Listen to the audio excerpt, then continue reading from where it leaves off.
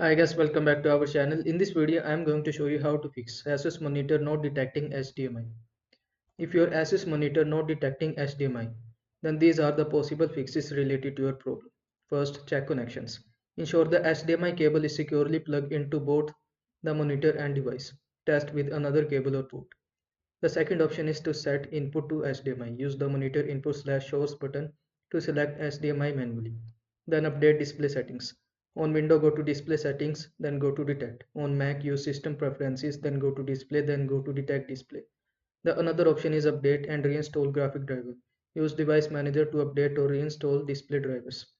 The another option is to reset monitor. Access the monitor's menu and choose factory reset. The another option is to power cycle devices. Turn off everything, unplug for 5 to 10 minutes, then reconnect. And the another option is to test another device. Connect the monitor to another device to rule out hardware issues. And in the last, inspect HDMI port. Check for damage or debris in the HDMI port. So these are the possible fixes related to your problem. Hopefully your problem will be fixed after that. I hope this video was helpful to you. Make sure to like this video and subscribe to my channel for more this type of content. Thanks for watching.